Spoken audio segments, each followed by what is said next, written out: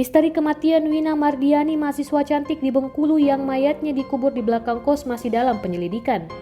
Kematian Wina Mardiani menemui banyak kejanggalan. Terlebih sebelum ditemukan tewas terkubur di halaman belakang kos, mahasiswi Fakultas Ekonomi itu dilaporkan hilang 3 hari. Hingga kini belum diketahui pasti penyebab kematian Wina Mardiani. Namun dugaan kuat Wina Mardiani menjadi korban pembunuhan. Saat ditemukan, kejanggalan banyak ditemui dalam jasad Wina Mardiani. Ia ditemukan dengan pakaian lengkap meski kancing baju dan celananya dalam kondisi terbuka.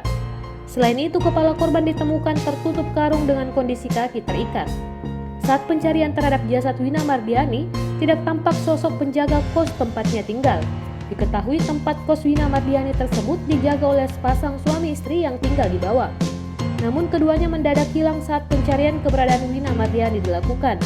Namun penuturan Sinta Alena, tetangga kos korban, istri penjaga kos tersebut tiba-tiba pulang kampung sekitar pukul 16 waktu Indonesia Barat, 1 jam sebelum jenazah Wina ditemukan. Ia beralasan ibunya tengah kritis di rumah sakit, sementara suaminya sudah menghilang lebih dulu sejak Sabtu 7 Desember 2019. Kapolsek Muara Bangkahulu Kompol Jauhari menuturkan pihaknya belum bisa memastikan orang-orang yang diduga terlibat pada kematian korban. Ia memperkirakan bahwa korban sudah dikubur oleh pelaku selama 3 hari. Pihaknya sedang melakukan pengembangan dan mengumpulkan bukti-bukti untuk menemukan pelaku pembunuhan korban.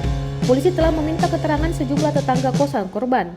Lebih lanjut, pihak kepolisian turut memeriksa 5 penghuni kos terkait kasus ini. Diketahui sejak jasadnya ditemukan terkubur di area indekos, Minggu 8 Desember 2019, polisi telah menggeledah kamar penjaga indekos Pondokan Resa untuk diselidiki terkait kasus tewasnya Wina. Data terhimpun benda-benda yang disita polisi dari lokasi kejadian diantaranya 2 bilah senjata tajam, 2 celana dan beberapa helai kain. Sebelumnya polisi juga telah menyita cangkul dan sendok milik korban.